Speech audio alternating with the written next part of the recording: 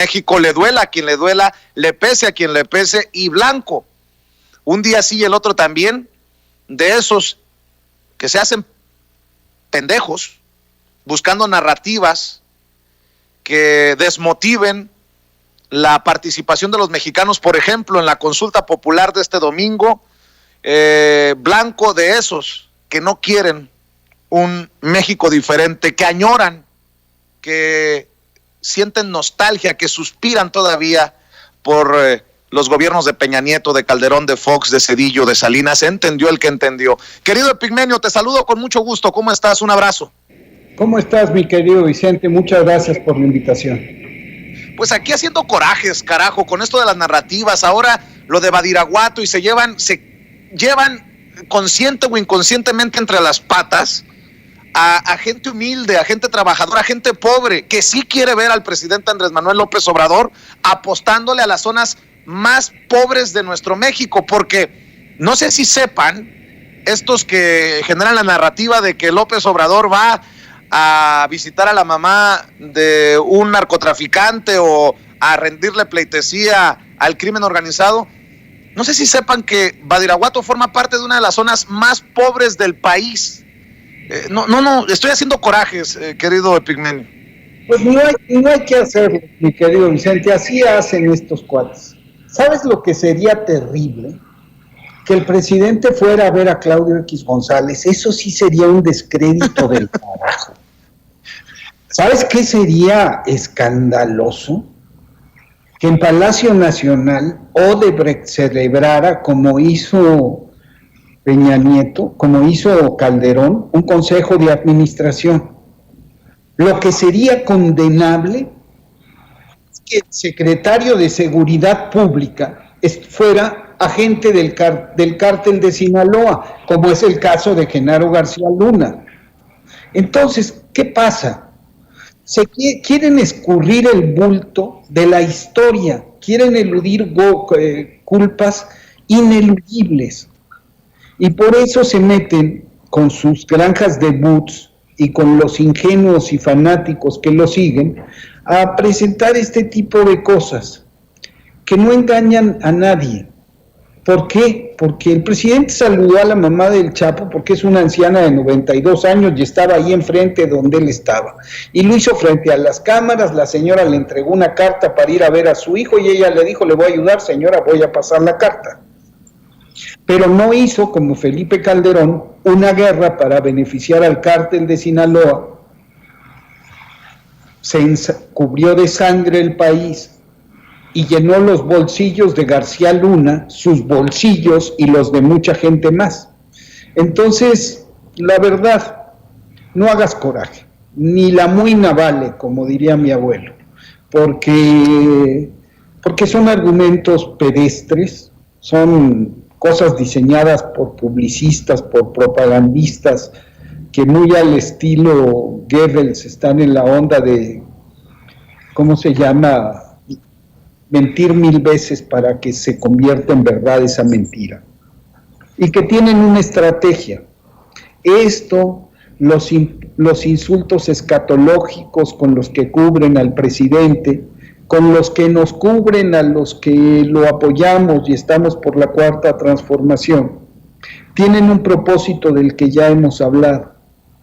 Se trata de restarte dignidad como ser humano, de cosificarte. Cuando le dicen cacas, cuando me dicen viejo, imbécil, perro, cerdo, te niegan la calidad de ser humano y por tanto es más fácil destruirte. Ese lenguaje que utilizan es para conectar con la parte más oscura y más primitiva de los seres humanos que lo siguen. Y ese lenguaje es una franca incitación a la violencia física. La violencia verbal antecede, valida, permite la violencia física. Y ellos a eso están apelando.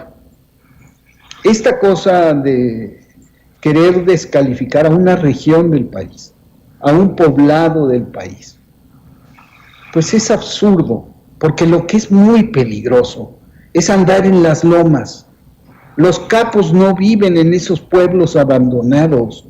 Los capos viven entre los ricos. Los capos hacen negocios con los más ricos y más rapaces. Hay ricos muy decentes, pero hay unos ricos rapaces, unos oligarcas rapaces, que son capaces de hacer cualquier cosa por el dinero. Y esos tienen negocios con el narco, porque el narco está por todos lados. Mentira que el narco guarde su dinero en barriles escondidos, como hacía Pablo Escobar, enterrados o en caletas, le decían los colombianos. El narco tiene su dinero en cuentas bancarias, tiene su dinero invertido en grandes empresas, tiene su dinero con socios de la oligarquía rapaz que financian las campañas contra López Obrador. Entonces, la verdad, no hay que hacer ni coraje, hay que dar la vuelta a la página y hacer lo que hizo el presidente. Miren, voy aquí por esto y voy a esta tal parte. Todas estas personas, los dirigentes de la derecha, nunca han pisado esa parte del país. No saben lo que ahí sucede. López Obrador sí. Y no hay que caer en el juego de darle eco a esos argumentos que tienen el mismo peso y la misma intención que cuando le dicen cacas. La misma. Epigmenio, he despotricado y otra vez contra aquellos que se dicen muy demócratas, pero están en contra del pueblo, diciendo no participen en la consulta popular.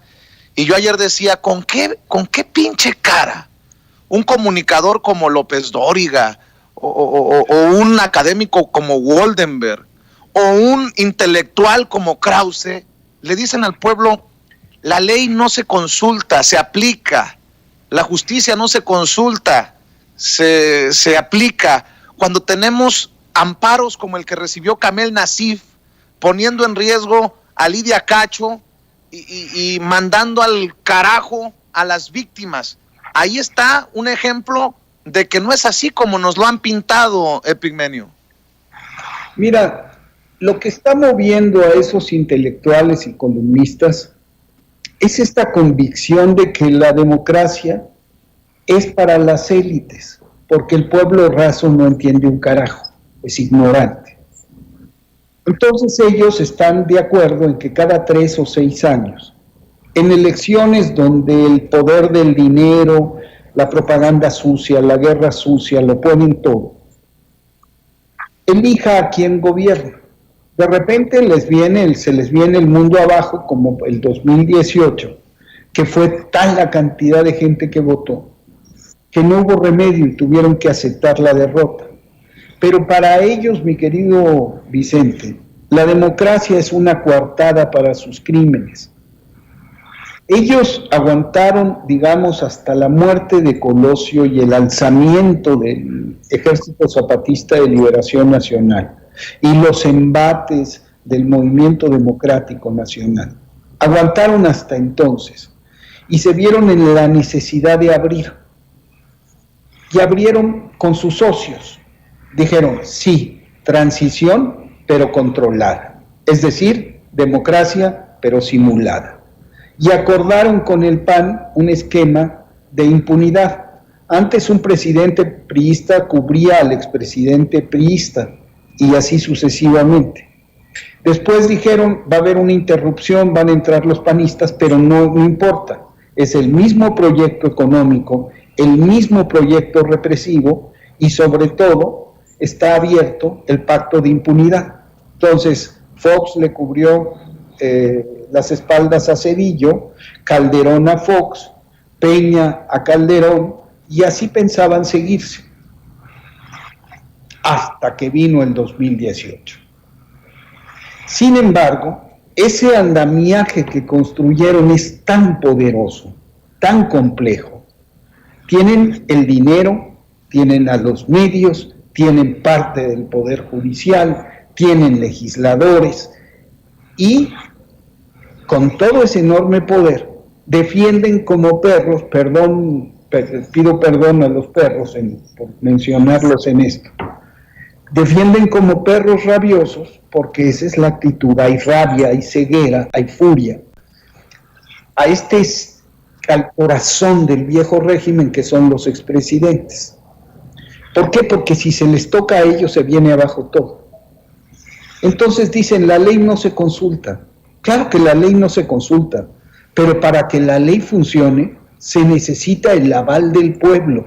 Se necesita que el pueblo le diga a quienes gobiernan, a quienes legislan, a quienes procuran justicia, a quienes juzgan, les diga, ustedes están ahí, no solo porque el pueblo pone y el pueblo quita cada 3 o 6 años, sino también para lo que el pueblo decida.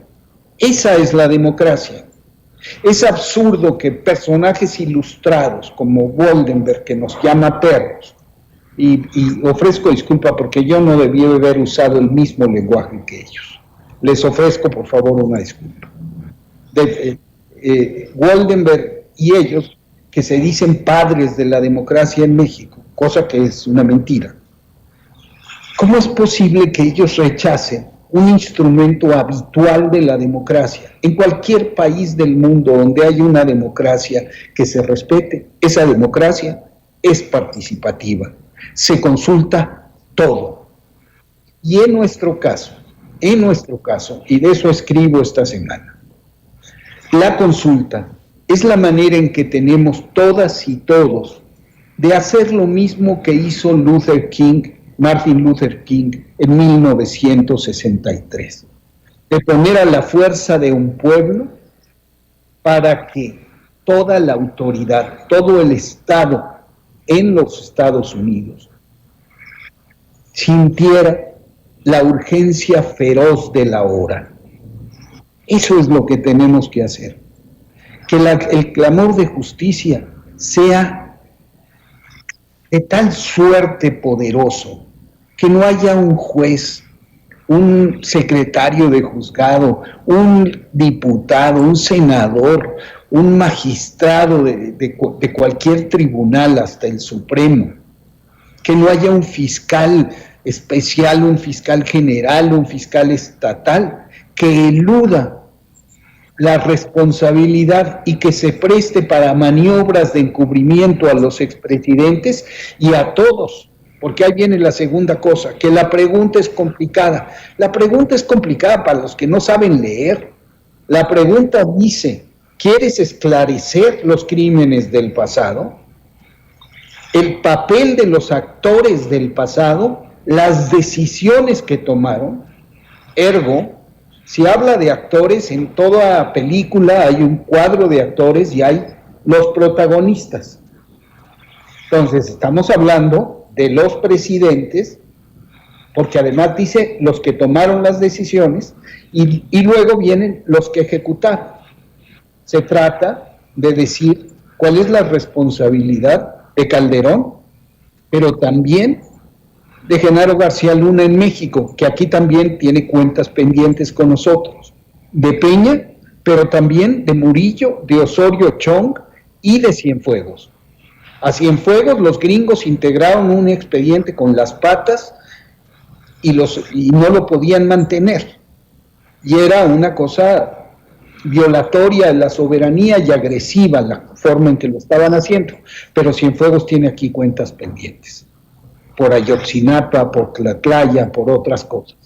Y la consulta nos sirve a todas y a todos para ordenar a las instituciones del Estado que procedan, sin dilación, sin pretexto, y que no se escuden en ningún vericueto legal, que actúen. No va a pasar nada sin la fuerza ciudadana, porque lo que va a suceder es lo que está pasando. Es una venganza de López Obrador, es un capricho de López Obrador. Mangos, 2.7 millones de mexicanos firmamos y cumplimos con los requisitos de ley para que se pidiera la consulta. Pedimos la consulta, exigimos la consulta al Senado de la República. Lo turnó al turnó las firmas al INE, que las validó, y de ahí van a la Suprema Corte de Justicia. el proceso era muy largo. El primer efecto de nuestras firmas fue empujar al presidente de la República para que hiciera la petición a la Corte, y la Corte, que recibió esa petición, resolvió de inmediato y no consideró necesario volver a responder a la petición ciudadana porque ya estaba allanado el asunto. Pero ahí hay un claro ejemplo de que la voz ciudadana sí sirve. Claro. El presidente de la República, que dijo que no va a participar en la consulta, que como jefe de Estado, y respeto y entiendo su posición, pero no la comparto, dijo que no va a votar. Al ver el hecho sin precedentes de que ciudadanas y ciudadanos habían firmado, hizo la petición formal a la Suprema Corte y cubrió de alguna manera el tiempo mientras que el INE revisaba las firmas. Entonces, la consulta sirve. Así como empujamos al presidente a hacer la petición, vamos a empujar al fiscal, a todos los fiscales estatales, a los jueces, y vamos a poder acabar solamente así, entre todas y todos, con ese aparato formidable de protección política, económica, mediática de los expresidentes. Y si tocamos la corrupción en la cabeza, la podemos barrer hasta los pies. Que así sea. Y precisamente por eso te pregunto, además me sorprende que Infobae, un medio que se dice progresista, publique esto, pero hay de sinvergüenzas a sinvergüenzas, Epigmenio. Vicente Fox, en un tuit, hace alusión a la consulta para preguntar: ¿este gobierno ha sido omiso, ignorante y culpable de cientos de miles de muertos? No tiene vergüenza este personaje, y yo no sé si sea porque está temblando de miedo o porque sí es tan baboso como nos lo han contado muchos en el transcurso de los años, Epigmenio. Voy a decir una cosa terrible y ofrezco disculpas. La, digamos, legendaria pendejez de Fox es su coartada. Es un personaje siniestro. Decía sus chistoretes para presentarse como ranchero y para, por último, eludir su responsabilidad. Vicente Fox tiene las manos manchadas de sangre. ¿Por qué? Porque él, en complicidad con Felipe Calderón, se robó la presidencia. Los muertos de Calderón son también muertos de Fox. Y más aún, los muertos de Peña son también muertos de Fox. Y más todavía, los muertos de ahora son muertos de Vicente Calderón. Porque la violencia, mi querido Vicente, que vivimos ahora, desencadenada, primero tiene una diferencia con la violencia del pasado. No es el Estado, no son las fuerzas del Estado los perpetradores de la mayor cantidad de asesinatos. No, lo fueron durante 12 años. Todos esos centenares de miles de muertos y desaparecidos, en muchos casos tenían una matriz: la acción del Estado, el cumplimiento de las órdenes de Felipe Calderón Hinojosa. Se mataba, se desaparecía, se remataba a los heridos, se torturaba por órdenes de Felipe Calderón Hinojosa.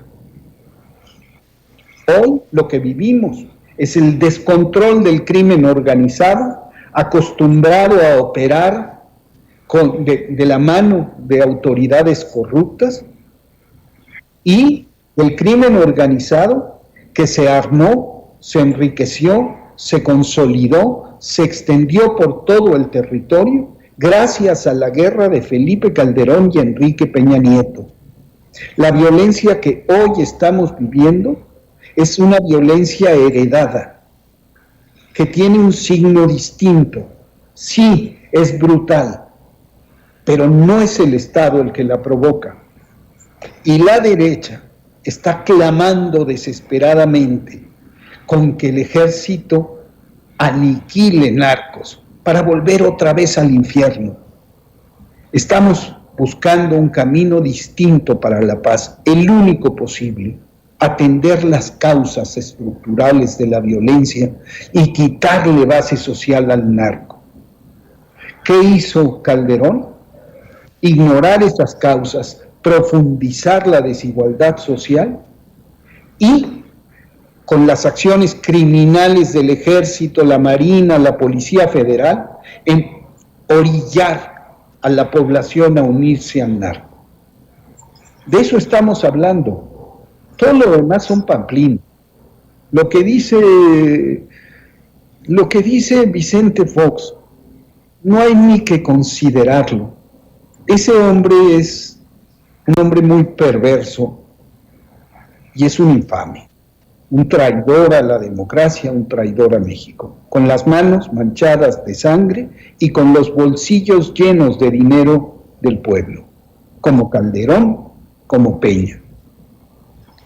Epigmenio, yo sé que tienes muchos compromisos, pero no sé si te pueda plantear otro tema para cerrar con una reflexión tuya, invitando a la gente para que esté al pendiente de nuestra extensa cobertura el domingo en Sin Censura TV, Sin Censura Media y Sin Censura Presenta, a la que has accedido a participar. Ojalá que nos acompañe la gente y que esté al pendiente de tus reflexiones, de tus opiniones el domingo, día de la consulta popular a través de Sin Censura. Te decía, no sé si tengas que correr o tienes tiempo para una reflexión, Epigmenio.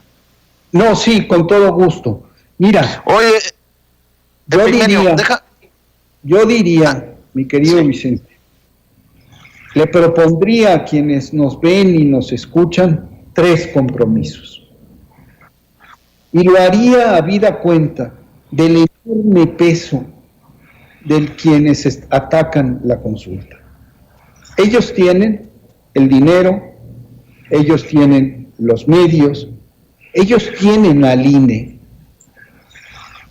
Hay muchas cosas que dice Córdoba que podría decir Denise Dresser y viceversa. La campaña del costo de la consulta nació de las declaraciones de Lorenzo Córdoba. La confusión en torno a la pregunta nació también de declaraciones de Lorenzo Córdoba. La promoción de la consulta es ineficiente, indignante, inexistente, y es una obligación que el INE está incumpliendo. La organización de la consulta es una organización deficiente, criminalmente deficiente. Están colocando muy pocas casillas y están dificultando la votación. ¿Qué nos queda a nosotros si ellos tienen el dinero, si ellos tienen la prensa, si ellos tienen al árbitro, si ellos tienen todo el andamiaje político de la derecha conservadora? ¿Qué tenemos nosotros? Tenemos la razón, nos asiste la razón, nos mueve un imperativo ético. Tenemos perspectiva de futuro, porque hablamos de los crímenes del pasado, pero lo hacemos para que no se repitan y para que la incidencia y las consecuencias de esos crímenes en nuestros días se limiten, se agoten, se acaben. Entonces, si tenemos la razón, si tenemos la moral, si buscamos la verdad, no nos quedemos en casa callados. Tenemos las horas que nos quedan de mañana viernes, todo el sábado y todo el domingo. Primer compromiso que les pido que todos y todas los que nos atienden y nos escuchan hagan. Promuevan el voto con su celular, de puerta en puerta, de casa en casa. Repitan los argumentos, escuchen los espacios informativos que están con la ciudadanía.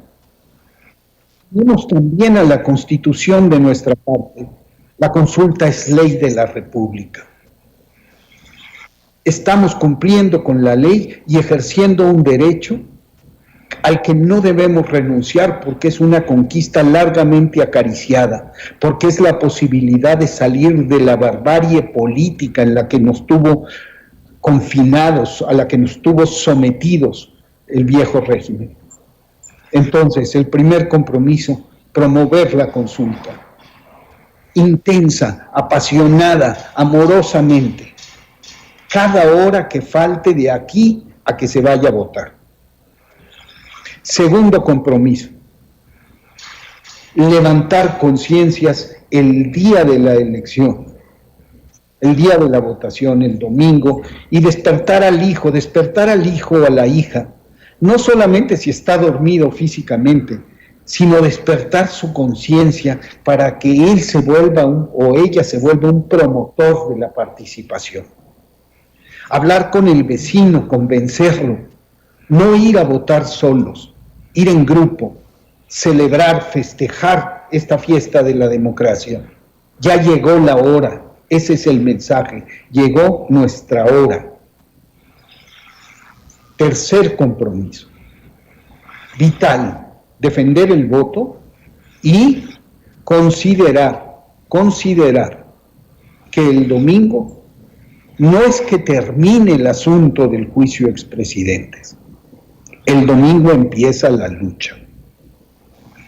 Entonces hay que escuchar tu espacio, hay que escuchar todos los espacios que estén atentos a lo que suceda el domingo. Y hay que estar pendientes de continuar la lucha.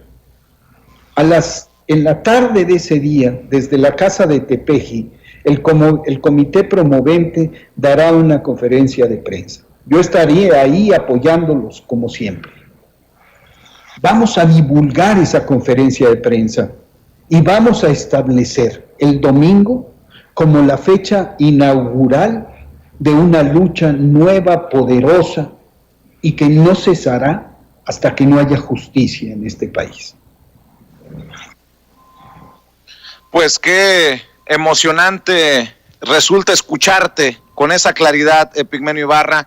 Ojalá que la gente aproveche esta oportunidad histórica y salgamos a participar en la democracia de nuestro país, en este ejercicio de democracia participativa. Yo te abrazo y te espero el domingo con la cobertura que vamos a realizar en Sin Censura, y tengo entendido que también estarás participando en otros esfuerzos independientes. Eso hay que reconocértelo, tu congruencia, y gracias por no quitar el dedo del renglón, incluso diciéndolo, a pesar de que el presidente diga que no va a participar, se le respeta, pero no se comparte.